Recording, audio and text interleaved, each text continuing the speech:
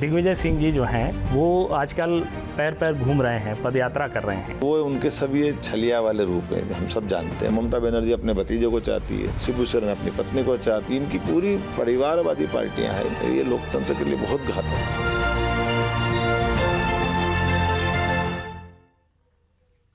नमस्कार, बहुत स्वागत है आप सभी का। मैं हूं आपके साथ लोकेंद्र त्यागी। मध्य प्रदेश के मुख्यमंत्री डॉक्टर मोहन यादव ने सियासत से लेकर निजी तक हर मुद्दे पर बेबाक बातचीत की। न्यूज स्टेट एमपीसीडी के संपादक डॉक्टर कपिल शर्मा ने हर मुद्दे पर उनसे सवाल किया, जिसका उन्होंने पूरी बेबाकी से जवाब दिया। ये पूरा इंटरव्यू आप देखिए।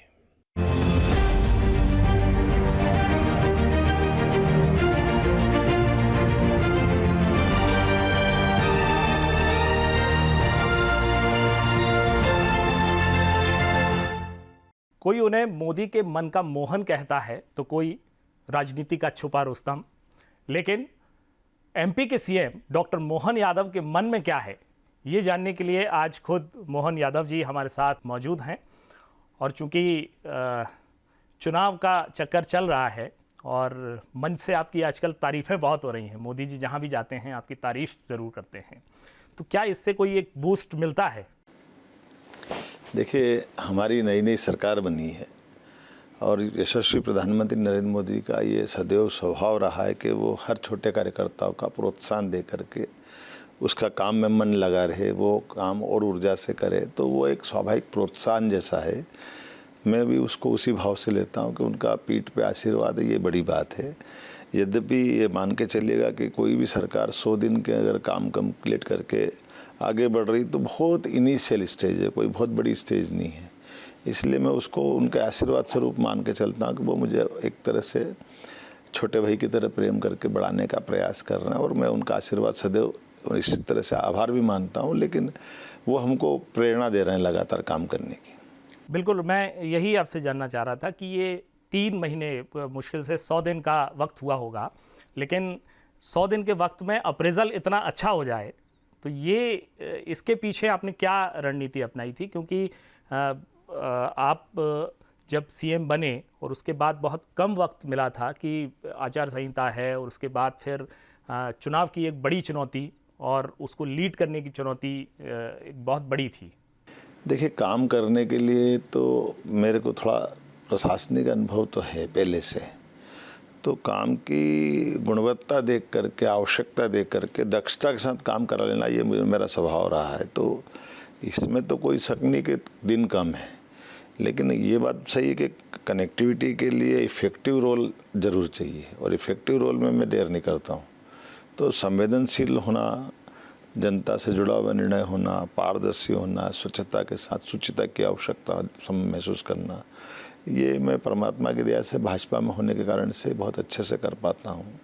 और वहीं ये भाजपा में प्रदेश के स्तर पे, पार्टी के स्तर पर, जनता के स्तर पर प्रेम भी बहुत मिलता है, तो उत्साह उमंग भी रहता है। लेकिन कुछ निर्णय किए गए जिस निर्णय का जनता ने अच्छा एप्रिसिएशन किया है, कुछ निर्णय के अलावा कुछ हमने कोई, जैसे उदाहरण के लिए कोई गरीब आदमी प्रशासन से अपेक्षा करता है कि कोई कार्रवाई होना चाहिए, तो उस दिशा में कार्रवाई कर दी। घटना होना अलग बात है, लेकिन घटना के बाद त्वरित कार्रवाई करते हुए जनता के लिए रिलीफ पैदा करना, जनता के भी सरकार की जीवंतता दिखाना, इसके कुछ कारण रहे हैं जिस कारण से मैंने फिर भी कहा कि मैं इससे संतुष्ट अभी कम हूँ, क्योंकि समय कम हुआ और बहुत जल्दी आकलन कर लेना थोड़ा जल्दबाजी हो जाएगी। लगातार काम करते रहने से मुझे भी सीखने को मिलेगा और ये माननीय मोदी जी का, माननीय एचएम साहब को, माननीय नड्डा जी का, हमारे प्रदेश के सभी वरिष्ठ नेताओं का, सबका आशीर्वाद रहेगा तो मैं लगभग 2-2.5 साल बाद अपना मूल्यांकन करने का विचार रखता हूँ। बिल्कुल, मैं इस मुद्दे पर आऊँगा और बहुत डिटेल में आपसे सवाल भी करूँगा, लेकिन चुनाव का ऑलरेडी शुरू हो चुके हैं और मतदान भी हो चुका है। छिंदवाड़ा एक बहुत बड़ी चुनौती थी, वहाँ पर मतदान हो गया है और आपने बहुत फोकस किया वहाँ पर। मेरे ख्याल से छिंदवाड़ा की गलियाँ आपने छान डाली होंगी। मैं छिंदवाड़ा 10 बार गया हूँ, 2 रात में ही रहा हूँ। मेरे अलावा माननीय राष्ट्रीय अध्यक्ष जी आए, माननीय हमारे गृह मंत्री जी आए, नड्डा जी, उसके बाद माननीय एचएम साहब भी आए। तो ये बात बिल्कुल सही, हमारे माननीय वरिष्ठ मंत्री कैलाश विजयवर्गीय जी लगातार कैंप कर रहे थे। हमने ये तय किया था कि छिंदवाड़ा के अंदर छिंदवाड़ा की जनता की जो आवाज़ आ रही, जो पल्स हमको समझ में आ रही थी, वो आक्रोश से भरी हुई थी। जब छिंदवाड़ा कांग्रेस से मुक्ति चाह रहा था, और मुझे संतोष है संभवतः हम छिंदवाड़ा बहुत अच्छे से जीतेंगे। लेकिन वोटिंग परसेंटेज जो पहला चरण हुआ था उसमें वोटिंग परसेंटेज एक बड़ा फैक्टर है, एक बड़ा कम फैक्टर हुआ है। तो आप इसको कैसे डिकोड कर रहे हैं, क्योंकि तमाम तरह की आशंकाएं उसमें जताई जा रही हैं। बिल्कुल सही बात है। क्या होता है कि जनरल एक वोट का जो हमारा ट्रेंड है, वो पुराने स्तर पे अगर मैं लूँ तो हमारा एवरेज वोट पिछली बार माननीय मोदी जी का 58% गिरा था, लेकिन इस बार हमारा वोट परसेंटेज फसल कटाई के कारण से, शादियों का बहुत, विवाह का बहुत बड़ा आयोजन जगह जगह हो रहे थे, मान के कार्यक्रम हो रहे थे, फसल कटाई का समय चल रहा था, गर्मी भयंकर पड़ रही थी, और ये पिछली बार मई में चुनाव हुए थे इस क्षेत्र में, अब की बार अप्रैल में हो गए, अप्रैल भी फर्स्ट वीक्स में हो गए। तो इसका नुकसान थोड़ा सा वोटिंग परसेंटेज पे आया है, तो वो मेरी पार्टी के अलावा दूसरी पार्टी पे भी आया है।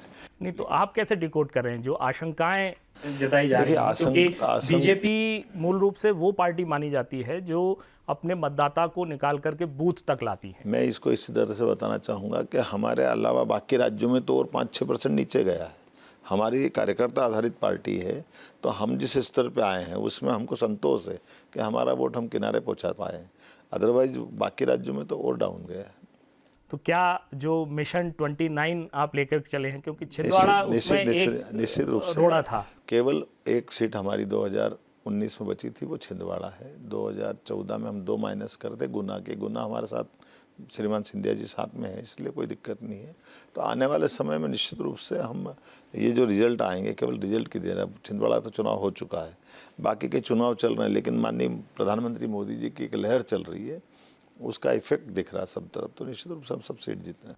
नहीं, पिछले 2 जो चुनाव थे, 2019 का चुनाव लोकसभा का और उसके बाद फिर ये 2023 का विधानसभा का चुनाव, वो बीजेपी के लिए एक केक वॉक की तरह था, मतलब इतना लैंडस्लाइड विक्ट्री मिली थी। तो क्या वो जो पेस है, वो जो बहुमत है, वो जो मैंडेट है, उसको इस बार भी कायम रह पाएगा? वो क्यों नहीं रह पाएगा, बिल्कुल रह पाएगा, बल्कि अच्छा आएगा। आप बताइए ना, पिछले 2 महीने पहले चुनाव हुए मध्य प्रदेश में, और मध्य प्रदेश की हमारी पुरानी मेजोरिटी से हम और 1.5 मेजोरिटी आगे तक गए। माननीय मोदी जी का तो प्रभाव था। राजस्थान, छत्तीसगढ़ तो हम हारे हुए थे, वहाँ भी हम निकाल के लाए। तो मोदी जी का जादू चल रहा है, और मोदी जी के जादू का सबको लाभ मिला।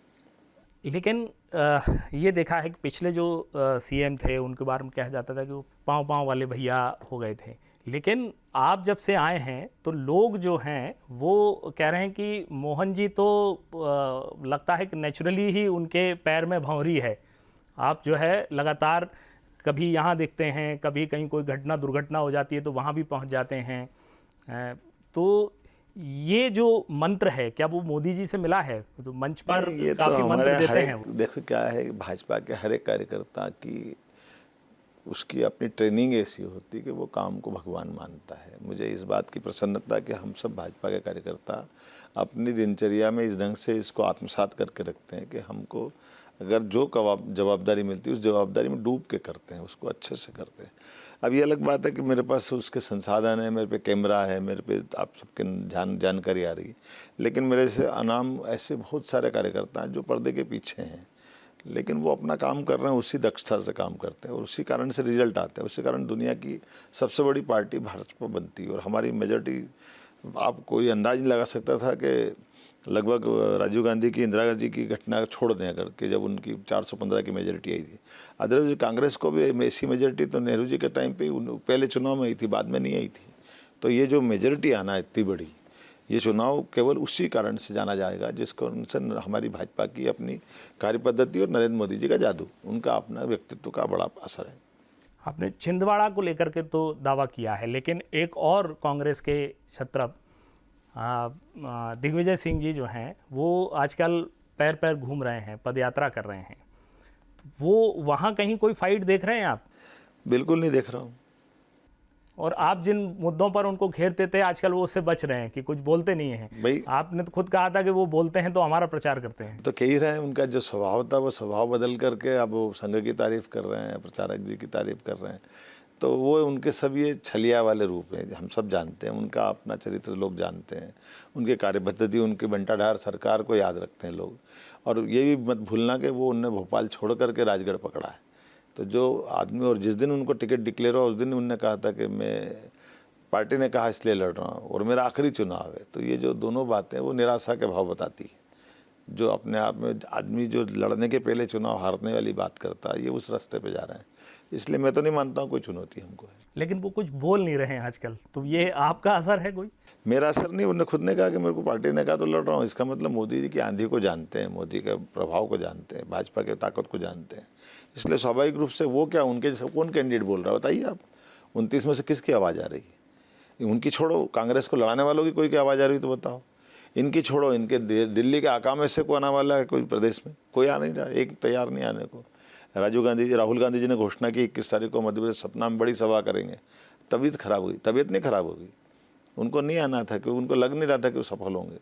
तो मल्लिकार्जुन खड़गे जी को भेज दिया उन्होंने। तो जब ऐसी स्थिति में नाच न जाना आंगन टेढ़ा, अब करें क्या इसका? जो आंधी दिख रही है वो तो अपने आप है।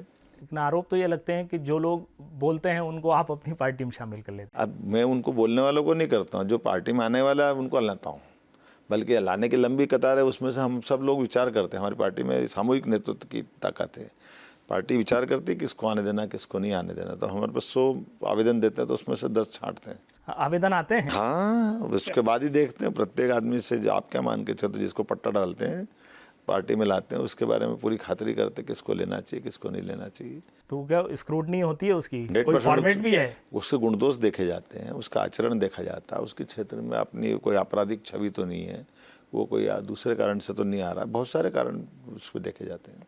लेकिन एक चीज़ और है, ये इसी से जुड़ी हुई कि आप पार्टी में जो है आप आवेदन ले रहे हैं, लेकिन इससे कहीं एक ये मैसेज जा रहा है कि आपकी जो पार्टी का आम कार्यकर्ता है वो निराश है, क्योंकि वो ये निराश नहीं है, ये मीडिया का बना था और उसको अब उसका झंडा उठाना पड़ता है। मीडिया का बनाया हुआ एक नैरेटिव है, और उसी के साथ साथ जो अपोजिशन है जिसकी पार्टी से लोग छोड़ के आ रहे हैं, ये उनका एक क्या बोलना चाहिए इसको, मालवी भाषा में तो अपन एक जैसे किसी के मन से कराह निकलती है ना, उसको हम हाय बोलते हैं। ये उनकी हाय सुनाते रहते हैं, लेकिन वो हाय अगर दिल से निकले तो सही है, वो दिल से दिमाग से निकलती कि लोग जा क्यों रहे हैं। वो ये भूल गए कि उनकी पार्टी अपने पार्टी के कैडर को संभाल नहीं पा रही है। उनके नेतृत्व ने अपनी विश्वसनीयता ख़त्म कर ली है। उनकी जो एक राजनीतिक दल की आवश्यकता होती है कि वो अपने कार्यकर्ताओं के बीच विश्वास कायम रखे, उनके बीच में नेतृत्व क्षमता का विश्वास जगाए, उनको अवसर आने पर आगे तक ले जाए। लेकिन परिवारवादी व्यवस्था होने कारण से, और ख़ास करके भगवान राम के मंदिर में निमंत्रण ठुकराने की घटना, भगवान राम के पहले हमारी सर्जिकल स्ट्राइक हुई तब सेना पे प्रश्न खड़ा करना, माननीय मोदी जी के देश के लोकप्रियता वाले चरम वाले दौर में वो जब मोदी जी पे प्रश्न उठाते तो कांग्रेस के लोग आक्रोशित होते कि भाई आप उनको मत बोलिए, आप अपनी पार्टी मजबूत करिए, हमारी तरफ देखिए, हमारे साथ खड़े होइए, हमको नहीं देख रहे हो आप, हमारे लोगों की भावना को नहीं देख रहे हो। तो जब आप भाजपा उसके उलट देख लीजिए कि 50 साल तक हमारे नेता प्रतिपक्ष रहे स्वर्गीय भारत रत्न अटल बिहारी वाजपेयी, वो तो कहीं नहीं गए, उनके साथ वाले लोग कहीं नहीं गए। हमारी पार्टी ने चने खा करके इस पार्टी को खड़ा किया, 2 लोगों से पार्टी खड़ी हुई, आज अब विश्व की सबसे बड़ी पार्टी खड़ी। तो जब तक आप कैडर मजबूत नहीं करोगे, जब तक आप अपने बीच में आइडियोलॉजी की दृष्टि से मजबूत नहीं हो, वही आइडियोलॉजी की तो बात आ रही कि जो लोग हैं, तो क्या वो बायोडाटा जब देते हैं तो उसमें आइडियोलॉजी चेंज का कोई ऑप्शन होता है? बिल्कुल, मैंने आपसे 2 बात कही है। भारतीय जनता पार्टी में आने वाला कोई भी व्यक्ति जब तक उस आइडियोलॉजी के अंदर समाविष्ट नहीं होगा, उसका कोई उद्धार नहीं है। क्योंकि हमारे यहाँ तो माननीय अटल जी ने भी एक अच्छा शब्द बोला था कि हमारा सबसे बड़ा पद कार्यकर्ता है। इसीलिए आप देखो बड़े से बड़े पद पर रहे व्यक्ति भी सामान्य कार्यकर्ता की तरह आज रह रहे हैं, और मेरे से सामान्य कार्यकर्ता मुख्यमंत्री की तरह भी है, माननीय मोदी जी जैसा कार्यकर्ता प्रधानमंत्री के पद पे है। तो ये पार्टी की विशेषता, कब किसको कहाँ से उठा के कहाँ बिठा दे, कहाँ से ऊपर नीचे से लिया है, ऊपर से लिया है, लेकिन हर कार्यकर्ता पर पार्टी का ध्यान रहता है और पार्टी उस सब की चिंता करती है। इसी से मुझे ध्यान आया, मैं चूँकि उस बात का खुद गवाह हूँ कि 2003 में आपको बड़नगर से टिकट मिला था और आपने वो टिकट लौटा दिया था, और फिर जाकर के 10 साल बाद 2013 में आपको टिकट मिला। मैं तो आपको थोड़ा संशोधन करना चाहूँगा कपिल जी, मेरा टिकट तो 1990 में हो रहा था, लेकिन मेरी उम्र कम पड़ गई थी। उस समय 25 साल चाहिए थी और मेरी उम्र उसमें 23.5 साल थी। फिर बाद में मिड सेशन में चुनाव होगा 93 में, तब तक मैं फिर 93 राष्ट्रीय मंत्री से फ्री होकर संघ में चला गया। फिर मैं 98 के आसपास भाजपा में आया, युवा मोर्चा में काम करते हुए, युवा मोर्चा प्रदेश कार्यकारिणी सदस्य वगैरह। लेकिन उसी समय भी 93 के सारे कैंडिडेट रिपीट हो गए थे। संयोग से अलग बात है कि हमारी सरकार ना तो 93 में दोबारा बन पाई, ना 98 में बन पाई। जब 2003 का मौका आया तो जो आपने बताया मेरे को भी फॉर्म मिला था, लेकिन हमारी पार्टी की विशेषता ये है कि पार्टी हर एक कार्यकर्ता को हर एंगल से देखती है। तो ये पार्टी का बहुत बड़ा एक तरह से एहसान भी है कि वो अपने कार्यकर्ताओं को बहुत अच्छे से परीक्षा भी लेती है। लेकिन बहुत अच्छे से परीक्षा के बाद में, यद्यपि ये मान के चलो कि 90 से 2013 में पहली बार विधायक बना, लगभग 20 साल मेरा एक तरह से कटा। लेकिन फिर भी पार्टी ने कोई बात नहीं, उसी बीच मेरी ट्रेनिंग कराई, कभी यूडीए चेयरमैन, कभी अर्बन डेवलपमेंट अथॉरिटी का चेयरमैन, या मैं टूरिज़्म में काम करता था, वेस्टर्न रेलवे का मैं बोर्ड मेंबर रहा, ईसी मेंबर रहा। उसके बाद में खसकते हुए शिक्षा मंत्री का काम करा। तो प्रशासनिक दृष्टि से जैसे 20 साल में 82 में चुनाव लड़ा जॉइंट सेक्रेटरी साइंस कॉलेज का, और 92 तक लगातार विद्यार्थी परिषद में रहा, और 92 से लेकर 2003 तक फिर वापस विभिन्न पदों पे रहा। तो 20 साल मैंने संगठन में काम किया और 20 साल सरकार में काम किया। तो लगभग 40 साल तक मेरी परीक्षाएं हुई। लेकिन कोई बात नहीं, पार्टी का काम। बिल्कुल, मैं वही प्रशासनिक क्षमता पर जो मैंने आपसे कहा था कि मैं आऊँगा उस पर, वो हमने यूडीए में भी देखी, और आप लंबे समय तक टूरिज्म बोर्ड के मैं तो चेयरमैन भी रहे, बहुत सारी जगह रहा हूँ। लेकिन उसमें मुझे ध्यान आ रहा है, ये हिंदुस्तान का दिल देखो कैंपेन चला था और पूरे देश वो आज भी याद करता है। क्या मैं यदि सही हूँ तो आपके ही कार्यकाल का वो? हमको 2 बार पुरस्कार मिला, राष्ट्रपति पुरस्कार मिला था उस समय। ये तो एक बार एडवर्टाइजिंग के लिए मिला था, एक बार ये हेरिटेज से संबंधित काम करने के लिए मिला था, और एक बार हमने तीर्थाटन, टूरिज्म में तीर्थाटन को एंट्री कराई थी। अदरवाइज टूरिज्म मतलब होटल, रेस्टोरेंट, इसी पे जाते थे। हमने कहा ये तीर्थ जो जाते हैं, ये भी तीर्थाटन भी टूरिज्म का हिस्सा है, और उसी आधार पर हमने तमाम देवस्थानों पे लगभग 400 करोड़ रुपए की मदद लेके आए थे। और कांग्रेस की सरकार थी, सुबोध कौन सहाय मंत्री थे कांग्रेस के, मनमोहन सिंह की सरकार थी। लेकिन हमारे कॉन्सेप्ट को उनने 3 बैठक में एक्सेप्ट किया और उनने पैसा भी दिया था, और तब से लेकर आज तक टूरिज्म के माध्यम से मंदिरों में पैसा लगना शुरू हुआ है। लेकिन ये ऐसी चीज़ें जो इसमें कुल मिला करके प्रशासनिक निखार तो आता ही है, लेकिन अंदर का आत्मविश्वास भी रहता है, आत्मसंतोष भी रहता है कि हमने कोई अच्छा काम किया। अच्छा, मुझे चूंकि इशारा मिल रहा है कि वक्त कम है, तो मैं फिर से राजनीतिक सवालों पर आना चाहूँगा। ये कहा जाता है कि आप सीएम तो एमपी के हैं, लेकिन टारगेट जो है वो यूपी और बिहार है। बहुत गलत है। जो बोलते हैं वो थोड़ा अधूरा बोलते हैं। भारतीय जनता पार्टी सिपाही के लिए क्या मध्य प्रदेश और क्या देश, सब एक ही है। मैं इसी मुख्यमंत्री बनने के बाद 7 राज्यों में जाके आया हूँ। मैं यूपी गया, बिहार गया, हरियाणा गया, दिल्ली गया, तेलंगाना गया, राजस्थान गया, और नॉर्थ ईस्ट के भी प्रदेश में मैं गया। तो इसका मतलब ये तो नहीं हुआ कि कोई इसके कारण है। लेकिन उसके उलट देख लो आप, मेरे अपने राज्य में चुनाव चल रहा था, हमारी प्राथमिकता अपने राज्य के चुनाव की, और मुख्यमंत्री की होना भी चाहिए, गलत क्या है उसमें। लेकिन पार्टी के सिपाही होने के नाते से मैंने कहा कि मेरे जैसे बहुत कार्यकर्ता जिनको जहाँ ड्यूटी लगा रहे वो जा रहे हैं अभी अपना काम करने के लिए। बल्कि अपने राज्य में भी जहाँ पहले चरण के चुनाव होगा तो उनको हम दूसरे हिस्से में लगा रहे हैं अपने राज्य के। मैं मतलब आपको स्पेसिफिक बताऊं तो जो अखिलेश यादव हैं, पूर्व मुख्यमंत्री, उन्होंने ये आरोप लगाया था क्या कि आपको जो है यूपी और बिहार में सेंधमारी के लिए कहा। तो आपने शायद, मुझे ध्यान है कि नकली यादव उनको कहा था। किनको? अखिलेश यादव। नहीं, मैंने नकली यादव कभी नहीं कहा। मैं तो ये कहता हूँ कि भाई एक ही परिवार के व्यक्ति क्यों पदाधिकारी बनना चाहिए, एक ही परिवार से सीएम बनना चाहिए, हाँ। एक ही परिवार से सांसद बनना चाहिए, उस खानदान में पैदा होना चाहिए। तो हम लोकतंत्र में जिंदा हैं, और लोकतंत्र के आधार पर काम अगर करना चाहते तो हर किसी को मौका मिलना चाहिए। तो कोई भी व्यक्ति किसी भी समाज का हो, हर एक को मौका दो, आप हर एक को आगे बढ़ाओ। लेकिन जैसे सोनिया गांधी जी के परिवार में उनके वंश का होना जरूरी है, तो उनके वंश में इंदिरा जी आती है, उनके वंश राजीव जी आते हैं, उनके वंश में सोनिया जी आती है, फिर अब राहुल आते हैं, प्रियंका आती है। तो एक ही वंश से वो ढूंढते हैं। हर एक दल को आप देख लो घुमा फिरा करके। ममता बनर्जी अपने भतीजे को चाहती है, लालू जी अपने बेटे को चाहते हैं, शिबू सोरेन अपनी पत्नी को चाहते हैं, अरविंद केजरीवाल अपनी पत्नी को चाहते हैं। इनकी पूरी परिवारवादी पार्टियां हैं। इन परिवारवादी पार्टियों की एक अपनी ताकत बनी हुई है, जिसके आधार पर वो सारी ताकत अपने इन परिवारों में रखना चाहते हैं। राजनीतिक सत्ता उनके पास रखना चाहते हैं। ये लोकतंत्र के लिए बहुत घातक है। यशस्वी प्रधानमंत्री का आप देख लीजिए पलट के, आज की स्थिति में प्रधानमंत्री जी को चुनाव लड़ने की ज़रूरत नहीं, हमको ज़रूरत है प्रधानमंत्री जी को चुनाव में ले जा करके उनको प्रधानमंत्री बनाने की। उनका बेटा है, बेटी है, कौन है, किसके लिए लड़ रहा है वो? इसीलिए हमने कहा कि 142 करोड़ उनका परिवार है, ये हम कह रहे हैं। वही है कि मैं राजनीतिक सवाल आपसे करता हूं और मुझे जो व्यक्तिगत जानकारी है वो पास में आ जाती है। मतलब मैं जानना चाहता हूं, आपके भी बेटे हैं और MBBS कर रहे हैं, और मैंने कहीं पढ़ा है कि वो तो CM हाउस के तामझाम से भी दूर रहते हैं। नहीं ना, मेरा अपना स्वभाव भी है और बच्चों को ऐसे संस्कार भी है कि भाई अगर आपको पढ़ाई करना है तो पढ़ाई करिए। एक बच्चा अभी MBBS तो उन्होंने पहले कर लिया, अभी PG कर रहा है वो, तो यहाँ भोपाल में कर रहा है मेडिकल कॉलेज में, तो हॉस्टल में रहता है। भाई उसको पढ़ना है तो हॉस्टल में रहे, पढ़ाई के बाद जो देखेगा उसकी डॉक्टरी करेगा या उसको जो करना हो करे। एक छोटा बेटा वो LLM कर चुका, वो उज्जैन रहता है। एक बेटी पहले यहाँ पढ़ती थी, मैं जब उसमें एजुकेशन मिनिस्टर था, टूरिज्म में भी था उस समय, तो वो भी हॉस्टल में पढ़ती थी। तो ये तो एक सामान्य बात है। जैसे कभी कभी इसका बड़ा एक मेरे को थोड़ा अंदर से पीड़ा होती है जो लोग इस तरह से कर लेते हैं कि भाई अब हम मान लो यहाँ कोई मंत्री बन के आए, मुख्यमंत्री बन के आए, या कोई टूरिज्म कॉर्पोरेशन या किसी कॉर्पोरेशन में चेयरमैन बन के आए, तो पूरा घर क्यों ले आना? अपने को पूरे घर को लाने की ज़रूरत नहीं है। इसलिए इससे फिर उनकी भी ग्रोथ रुकती है और हम पे भी आरोप लगते हैं। तो सुचिता के लिए ये भी ज़रूरी कि अपना आत्मानुशासन होना चाहिए।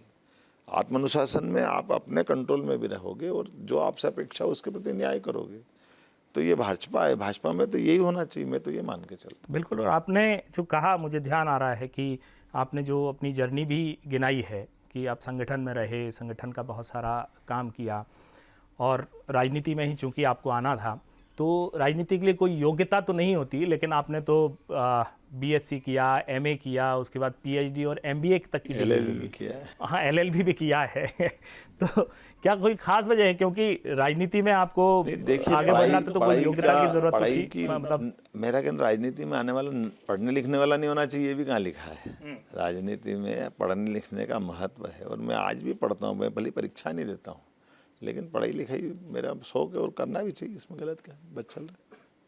एक आखिरी सवाल मैं आपसे पूछ रहा हूँ, चूँकि आपको जाना है, मुझे पता है कि चुनाव का समय है, कि अभी सैम पित्रोदा हैं, उन्होंने कहा है कि उत्तराधिकार टैक्स जो है वो उसकी चर्चा उन्होंने छेड़ी है। तो आप इसको किस तरह से देखते हैं? वो कह रहे हैं कि उनके बयान का गलत मतलब निकाला गया, वो प्रधानमंत्री से मिलना चाहते हैं कि उनको कांग्रेस का मैनिफेस्टो दे दें, आप ज़बरदस्ती उसे इशू बना रहे हैं। अरे भाई, बोलेंगे वो और इशू हम बनाएंगे, ये कैसे हो सकता है? कहा किसने है? और जो विरासत टैक्स की बात कर रहे हैं, तो वो जिसके गुरु बनते हैं उनके परिवार की तरफ निगाह डाल के देखे। राहुल गांधी जी से विरासत की बात करने के पहले हम नेहरू जी से शुरू करेंगे। नेहरू जी की विरासत है इंदिरा जी के पास, इंदिरा जी की विरासत राजीव गांधी के पास, राजीव की सोनिया के पास, सोनिया के बाद राहुल आ गए, प्रियंका आ गई। तो विरासत टैक्स का मतलब तो वो पहले उस परिवार पे ख़त्म हो जाना चाहिए था ना। तो न तो पद में, ना कद में, ना धन में, जो विरासत टैक्स के बारे में कोई जानते ही नहीं है, वैसी बात यहाँ कर रहे हो। तो अपने जिनको जो उनके राजनीतिक गुरु होने का दम्भ भरते हैं, सैम पित्रोदा, वो राहुल गांधी को समझाए ना कि ये सब बातें वो माने, लेकिन इसकी आड़ में देश में वो अपना जो नया आभा मंडल फैला करके अपनी झूठ का पुलिंदा परोसना चाहते हैं। जनता सब समझ चुकी है, इसके आड़ में केवल मुस्लिम तुष्टीकरण के अलावा कुछ नहीं। इसलिए इस बात का सबने खंडन किया और हमने कहा कि अमेरिका के टैक्स अमेरिका को मुबारक। हमारे यहाँ तो पैसा पूंजी जोड़ करके माँ बाप अपने बच्चे के लिए पेट काट करके जाते हैं, सरकार में जमा होने के लिए नहीं होता है। भारत है, भारत जैसी बात करना पड़ेगी। अब अगले चरण के मतदान के बढ़ाने की क्या योजना है? पूरी ताकत के साथ हम लोग पूरे ताकत के साथ लगे और बहुत अच्छा रिजल्ट आएंगे। डॉक्टर मोहन यादव जी, आपने हमसे बात की, इसके लिए बहुत बहुत धन्यवाद। और इस बात के लिए भी धन्यवाद कि आपने इतने व्यस्त समय में टाइम निकाल करके हमसे बात की। बहुत धन्यवाद, आपका धन्यवाद। मुझे अच्छा लगा, अपनी अच्छे ढंग से हमारी बात पहुंचाओगे तो इसका लाभ भाजपा को मिलेगा। बहुत धन्यवाद। नहीं, हम दर्शकों तक पहुंचाएंगे और दर्शक अपने विवेक से निर्णय लेंगे। मेरी तो बीजेपी की, मेरा आग्रह तो करना ही पड़ेगा। नमस्कार।